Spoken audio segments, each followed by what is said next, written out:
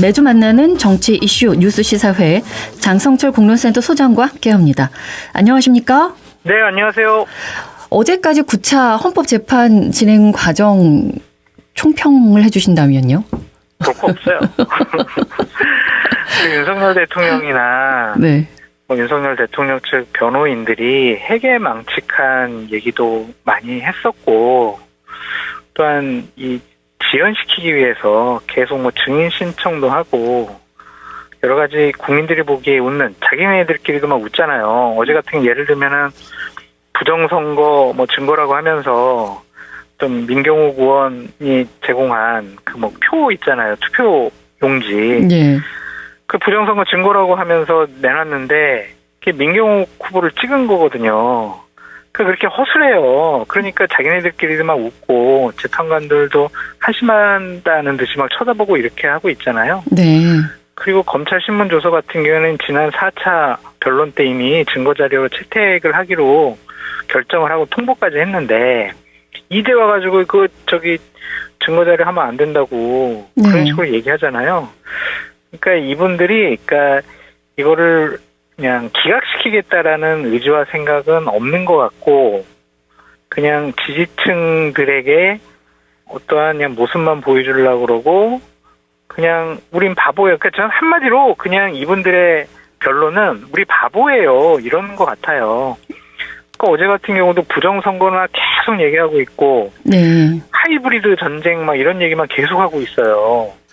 그러니까 증거자료, 증인 채택 이런 것들에 대해서 최종적으로 정리를 해야 되는 시점에서도 계속 부정선거 얘기한단 말이에요. 네. 그러니까 변론에 생각할 게 없고 그것이 이제 재판관들을 설득할 수가 없어서 보나마나 이제 결론은 이미 났다 그렇게 보여져요. 예. 이제 그 중에서 그래도 짚어볼 만한 것이 윤석열 대통령이 지난해 10월이나 11월 경에 김용현 전 국방부 장관과 주요 군 사령관 등이 이제 모여 있는 자리에서 현재 사법 체계에서는 이재명 같은 사람을 어떻게 할 수 없다 이렇게 얘기하면서 이제 비상계엄 목적이 그래서 이재명 더불어민주당 대표를 비롯한 정적을 제거하기 위한 시도였다. 이렇게 그래서 평가도 나오고 있거든요. 여러 사람들에 대해서 언급을 했죠. 그러면서 방금 말씀하신 이재명 대표 얘기는 그렇게 했고, 네. 조국 한동훈에 대해서는 내가 왜 부정적인지 알지 너희들 이런 식으로 얘기를 하고 우원식 국회의장은 민주당에게 편파적으로 국회를 운영을 했다 이런 식의 얘기를 하고 있고 네. 김민석 최고위원에 대한 평가가 제일 웃긴 것 같아요. 이재명 대표와 가깝고 나에 대한 공격을 많이 한다. 네. 그래서 제 싫다. 그러니까 체포 명단에 들어간다. 근데 이런 거잖아요. 참 이게 대통령이 이러한 사적인 감정을 참 국방부 장관이나 군 사령관들 앞에 놓고 얘기를 하는 게 참 이런 것들을 보면 윤석열 대통령은 대통령으로서 자격이 없다 그렇게 볼 수밖에 없어요. 왜냐하면 최고 지도자가 특정 인들애들을 평가하기 시작을 하면요. 네. 권력을 갖고 있는 부하들은 해코지하기 위해서 연구를 하고 노력을 할 수밖에 없어요. 그건 옳지가 않잖아요. 일반적으로 이런 대화는 어떤 사적인 자리에서 나옵니까? 일반적인 자리에서도 이런 건 안 하지 않습니까? 하면 안 되죠. 저야 이제 그냥 막 방송하다가 네. 우리 박진아 PD님 나빠요 이렇게 얘기할 수는 있지만 권력을 갖고 있는 사람이 예를 들면 방통위원장 같은 사람이 야 이거 박진아 PD 이거 진행하는 거 보니까 그거 이상한데 편파적인데 그러면은 여러 가지 조치가 나오게 되잖아요. 네, 저 이제 내일부터 여기 없는 거죠. 그런 권한을 갖고 있는 사람, 권력을 갖고 있는 사람들은 네. 함부로 남에 대한 평가를 하면 안 돼요. 그냥 그냥 좋은 사람입니다. 이 정도로 하면 되지. 저렇게 평가한다는 것 자체가 대단히 감정적이다. 근데 그것 때문에 비상계엄이 나왔다고 한다면 정말 이거는 그것 때문에 또 온 국민이 무서워서 두려움에 벌벌 떨어야 된다면 이게 그냥 하루 이틀 사이가 아니라 박진아 앵커님 기억을 한번 더듬어 보세요. 3.1절이라든지 8.15 기념사에 빠지지 않았던 단어들이 있잖아요. 종북, 반국가 맞아요. 세력으로부터 대한민국을 지키겠습니다라고 끊임없이 계속 얘기해왔잖아요. 우리는 갑자기 생뚱맞는 소리를 왜 해? 그렇게 생각을 했는데 그때부터 계속 야 이게 나를 반대하고 나 정치적으로 공격하는 사람들은 반국가 세력, 종북 세력이야. 이것들 언젠가는 내가 다 그냥 싹쓸이 해버려야지. 예. 이런 생각을 계속 갖고 있었던 것 같아요. 참, 국민의힘에서는 주반 야대라는 얘기가 나온다면서요. 주반야대? 낮에는 탄핵 반대하고 네. 밤에는 이제 조기 대선 준비하고 이렇게. 아니에요. 낮이나 밤이나 대선 준비하고 있어요. 그래요? 말만 안 하는 거죠. 그냥 언급만 안 하는 거고. 네. 그러니까 머리부터 발끝까지는 다 지금 대선 준비를 하고 있다. 그렇게 볼 수밖에 없어요. 그냥 홍길동 당이에요. 아버지를 아버지라 부르지 못하고, 이 탄핵을 탄핵이라고 부르지 못하고 그런 상황이죠. 좀 그렇군요. 한심한 모습이에요. 네네. 내일 증인 3명이 예정돼 있죠. 한덕수 총리, 네. 홍장원 국정원 그렇습니다. 전 차장, 그리고 조지호 경찰청장. 신문 절차를 다시 시작하는데 네. 새롭게 밝혀질 내용이 있겠습니까? 없을 것 같고요. 한덕수, 네. 홍장원, 조지호 이분들은 일관되게 지금 여러 가지 얘기를 하고 있어요. 한덕수 총리 같은 경우엔 그 국무회의가 국무회의 요건에 안 맞았어요. 그 국무회의 아니에요. 막 이런 식으로 얘기를 하고 있고. 네. 홍장원, 조지호 이 두 분 같은 경우엔 처음부터 지금까지 진술을 보면은 대통령이 체포해라, 끌어내라, 명단 불러줬다. 그걸 그대로 계속 얘기하고 있잖아요. 네. 내일 신문 절차에서 윤석열 대통령 측이 유리할 것으로 보이진 않아요. 그래서 참 한덕수 총리를 왜 윤석열 대통령 측이 증인 신청을 했을까? 그런 생각이 좀 듭니다. 그래서 이상해요. 저기가 지금 변호하려고 하는 것 같지가 않고 그냥 뒤죽박죽이다. 그렇게 말씀드려요. 네, 알겠습니다. 국민의힘에서는 이제 헌재 흔들기에 총력전을 벌이고 있는 건 맞죠? 계속 그러고 있습니다. 네, 어떤 것 때문에? 어제도 37명 의원들이 헌재를 방문을 해서 네. 당신들 막 이렇게 급하게 하는 게 뭐야? 결론 내놓고 지금 탄핵 심판 절차하는 거 아니야? 막 이런 식으로 항의를 하고 있고요. 특히 문영배 헌법재판소 권한대행 같은 경우에 인신 모독적인 발언을 하면서 네. 상당히 흔들기를 하고 있어요. 이거 옳지 않은 것 같습니다. 예. 왜 그런 걸 하는지 모르겠어요. 국민의힘에서는. 그렇습니다. 예. 그러니까 이 보수라는 집단은 제도를 존중해야 되거든요. 네. 가장 대한민국을 유지하는 근간이 사법질서, 사법제도, 법치주의잖아요. 그걸 지금 부정하고 있고 부정하려고 그러잖아요. 이거는 보수가 아닌 것 같아요. 예. 그러게요. 보수가 아니고 어디로 올라가는지. 그와 관련해가지고. 이재명 대표가 민주당은 중도 보수라고 발언을 했지 않습니까? 네, 네. 그 뜻은, 속뜻은 뭐라고 보십니까? 보수를 가져왔어요. 이재명 대표가 민주당으로. 대통령이 되면 네. 특히 이제 경제적인 정책 부분에 있어서 상당히 좀 급진적인 여러 가지 조치를 취하지 않겠나라는 의심이 있는 거죠. 불안감이 있는 건데 네. 그렇지 않아요. 저는 여러 가지 상속세라든지 52시간제라든지 아니면 기본소득이라든지 이런 부분에 있어서 제 생각을 고집할 생각은 없어요. 네. 그러니까 여러분과 충분히 논의하고 그렇게 하겠다. 그래서 중도 측으로 외연 확장을 위한 정치적인 노림수가 있는 것 같아요. 그러니까 어제 다른 유튜브에 나가셔가지고 우리는 보수입니다, 진보가 아닙니다 이런 식의 얘기를 하셨거든요. 예. 그게 그냥 경제적인 측면으로만 놓고 보수냐 진보냐 이거를 재단할 수가 없잖아요. 그렇죠? 네. 예를 들면 외교 국방에 대해서는 어떠한 가치와 철학을 갖고 있느냐라는 부분도 분명히 따져봐야 될 부분인데 이렇게 중도 보수라고 강조하시는 것은 중도 쪽으로의 외연 확장, 대선 득표에 더 도움이 된다 그렇게 생각을 해서 저러한 워딩을 쓴 것 같습니다. 근데 52시간제를 폐지하거나 아니면 상속세를 폐지하거나 이랬을 때 이제 원래 있었던 진도층에서는 좀 나쁘게 볼 수도 있지 않습니까?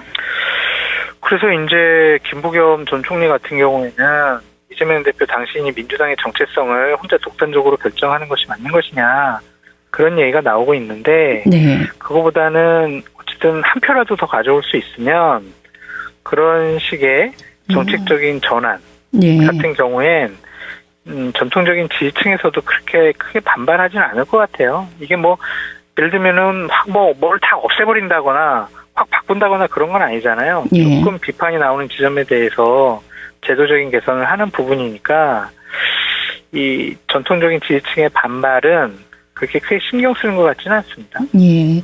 중도층을 껴안기 위한 좀 더 폭넓은 정책들을 내놓겠다. 이렇게 좀 정책적인 유연성, 외연 확장 네, 네. 그렇게 평가해 볼 수는 있겠죠. 예.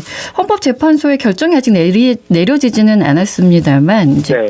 인용이 날 거다 이렇게 예측하는 퍼센티지가 더 높아서요. 만약에 인용 결정이 났다라고 했을 때 지난번에 서부 지방법원 공격했던 그런 폭력적인 사태는 일어나지 않을까? 뭐 이런 또 생각이 드는데 어떨까요? 세 가지를 나눠서 봐야 될 것 같은데요. 네. 인용이 되지 않으면 이제 큰일 나요. 윤석열 대통령이 이제 정말 자기가 화가 나면 그리고 마음에 안 드는 사람이 있으면 그리고 비상계엄을 해야 되겠다라고 생각을 하면 한 3시간짜리 비상계엄 이번에 해볼까? 이런 것들이 다 용인되는 거잖아요. 그러네요. 예. 그렇죠? 네. 그냥 갑자기 이렇게 차 타고 가시다가 박진아 PD님이 진행하는 라디오 프로그램을 들었는데 마음에 안 들어. 박진아 앵커를 때려잡기 위해서 비상계엄 선포한다. 이렇게 하더라도 극단적으로 말씀드리면 용인되는 면죄부를 준 거란 말이에요. 그래서 인용이 안 되면 안 된다. 그렇게 말씀을 드리고 네. 다음 주에 윤석열 대통령 측의 최후 변론을 듣고 3월 한 18일 전후를 통해서 헌법재판소의 판단이 나올 것 같다라는 좀 생각이 들고요. 네. 국민의힘 쪽에서도 지금 헌재를 많이 공격을 하고 있고 거리에서 윤석열 대통령을 지지하는 사람들이 헌법재판소 앞에 가서 지금 많이 시위하고 가만두지 않겠다라고 협박을 하고 있잖아요. 네. 그게 오래 갈 것 같진 않아요. 그냥 이미 결정이 되면은 국민의힘이나 국민의힘 지지층도 이제 대선 준비해야 된다라고 분위기가 확 몰려갈 거기 때문에 네. 그렇게 막 그걸 가지고 헌재에 쳐들어가 가지고 침탈하고 때려 부수고 이런 일들은 저는 벌어지지 않을 것 같아요. 왜냐하면은 서부지법을 침탈했던 사람들 66명이 지금 기소 당해가지고 재판받고 있잖아요. 인생이 완전 망가지는 거를 눈여겨봤거든요. 네. 그래서 폭력적인 행위는 좀 나오지 않을 것 같다. 그런 생각도 듭니다. 직접 당하면 그걸 두려워하기는 하는군요. 아, 그럼요. 인생 자체가 지금 감옥 간다고 생각해 보세요. 저게 지금 뭐 제목이 한 3가지가 되더라고요. 그렇기 때문에 그게 또 판사를 직접 공격을 했잖아요. 근데 그걸 모르고 하지는 않았을 텐데. 그 당시에는 몰랐던 거죠. 아. 그 윤상현 의원이 그때 막 그랬잖아요. 여러분 뭐 다 훈방 조치될 겁니다. 뭐 저 외국 가더라도 다 저희 보좌진들이 다 도와줄 겁니다. 막 이러고 황교안 대표도 아이 뭐 저기 뭐 구속 안 당해. 내가 가서 뭐 무료 변론 해줄게. 막 이런 식으로 부추겼잖아요. 그 말을 믿었다고요? 와. 군준심리에 의하면은 당시에 그렇게 네. 확 믿으면서 선전선동을 하니까 거기 확 넘어간 건데 이제 정신 차리고 보니까 인생이 이제 끝나 보이거든요. 예를 들면은 지금 학생이라든지 네. 아니 회사원 같은 경우에는 지금 구속된 분들도 많이 있거든요. 그분은 직장도 못 다니고 학교도 못 가고 저렇게 구속돼가지고 실형받으면 직장에서도 잘리고 네. 인생이 완전 망가지는 거잖아요. 맞아요. 그걸 보고 있기 때문에 그렇게 폭력적인 사태는 덜 벌어질 것 같다. 예. 좀 전에 날짜를 3월 18일 정도로 잡아주셨는데 뭐 이유가 있습니까? 그러니까 다음 주에 최후 변론 듣고 네. 2주 정도 이제 판결문 쓰는 심리 뭐 그 기간이 필요하다고 하더라고요. 네. 그러니까 그게 그냥 정형화된 거, 그냥 지금까지 탄핵 심판에서 정형화된 거 그렇게 되기 때문에 그냥 3월 18일 그 정도쯤에 나오지 않겠느냐라고 네. 많은 분들이 예측을 하고 있습니다. 그럼 그때 이제 결정이 나면 그로부터 네. 6개월, 60일. 60일 이내에 이제 대선이 치러져야 되는 거죠. 예, 그러니까 그게 이제 대선은 또 수요일 날 치르게 되어 있기 때문에 네. 하여간 5월 중순 네. 때에는 대선이 치러질 거다 그렇게 네. 예측해 볼 수 있습니다. 오늘 장성철 소장님 100분 토론 패널로 참석하시던데요. 그러니까 이재명 대표가 오늘 나와서 네. 위기의 대한민국 어떻게 뭐 해법이 있느냐 이런 거를 놓고 토론을 하게 됐는데요. 하여튼 보수파 패널로서 보수 우파. 정체성을 좀 보여드리겠습니다. 미리 공부도 좀 하셨을 것 같은데 이재명 대표에 대해서 뭐 말씀해 주실 거 있으면 해주시죠. 그 이재명 대표는 지금 대한민국의 중요한 지도자고 앞으로 더 큰 일을 담당할 가능성이 많은 차기 대통령이 될 가능성이 가장 높은 분이잖아요. 네. 그래서 그분이 앞으로 대한민국을 어떻게 좀 이끌어 나가고 싶어 하는 것인지 그런 것들을 좀 여쭤보고 싶어요. 네. 그러니까 과거에 이제 제가 MBC 정치인사에서 2021년도에 이재명 대표 나와가지고 저희 패널로 막 질문도 하고 했거든요. 예. 그때는 좀 과거지향적인 질문을 좀 많이 했어요. 당신이 지금 뭐 정과 사범이고 사법적인 리스크도 있고 여러 가지 도덕적인 문제가 있는데 이런 식으로 질문을 했는데 네. 오늘은 좀 그런 과거지향적인 질문보다는 좀 대한민국의 미래에 대해서 이재명 대표의 생각이 무엇인지 좀 자세하게 여쭤보고 싶다 그렇게 말씀드립니다. 예, 저희 정말 희망적인 좀 네. 계획적인 대한민국의 그렇죠. 미래를 보고 싶거든요. 맞습니다. 예. 그 제가 보수파 패널이지만 그냥 막 그 인신 공격성의 예. 그러한 질문은 좀 오늘은 안 하려고 해요. 예, 윤석열 대통령 때문에 소장님이 보수파 하는 걸 자꾸 잊어버려요. 아 그러시구나. 좀 보수파의 정체성을 확실히 갖고 있습니다. 알겠습니다. 명태균 씨 검찰 수사 진행 상황은 지금 어디까지 갔습니까? 지금 거의 다 뭐 황금폰이라든지 PC는 다 포렌식으로 조사를 다 해서 관련자들과 관련된 여러 가지 증거 자료들은 다 확보한 것 같아요. 네. 가장 중요한 거는 누구겠어요? 김건희 여사? 결론적으로는 김건희 여사잖아요. 네. 김건희 여사를 곧 소환 조사를 해야 된다라는 얘기를 많이 듣고 있고 검찰 내부에서도 이거는 일단 김건희 여사를 소환 조사를 해야 된다라는 판단을 하고 있기 때문에 네. 저는 탄핵 심판 결론이 나기 전이라도 김건희 여사 소환 조사가 가능할 것으로 좀 보여집니다. 안 그러면 검찰은 존재 이유가 없는 거죠. 예. 왜냐하면 지금 검찰총장이 지금 가지고 왔잖아요. 서울중앙지검으로. 네. 그럼 저걸 조사 안 하고 그냥 가만히 있어요. 그러면 봐주려는 거 아니야? 검찰 도대체 당신들은 뭐 하는 사람들이야?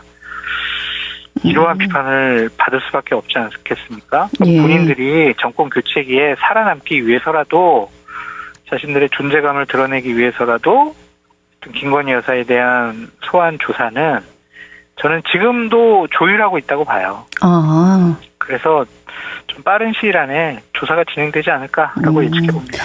홍준표 시장이나 오세훈 시장은 명태균 씨하고 선긋기 지금 계속하고 있던데요. 그렇죠.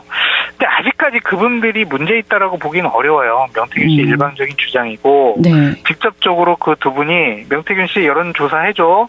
거기다가 좀 조작도 좀 해주고 그럼 내가 돈 줄게. 이게 직접적으로 통화를 했거나 문자가 남아 있거나 그런 정황적인 증거도 아직은 없거든요. 예. 그래서 다른 보다 정황적인 증거가 밝혀지지 않는 한 이거는 그냥 명태균 씨의 일방적인 주장이다. 저는 이렇게 말씀드리고 싶어요. 알겠습니다. 오늘 100분 토론 잘 보겠습니다. 감사합니다. 말씀 고맙습니다. 네. 장성철 공로센터 소장과 함께했습니다. 언제 어디서나 내 손 안의 뉴스 광주 MBC 뉴스 유튜브 구독으로 함께하세요.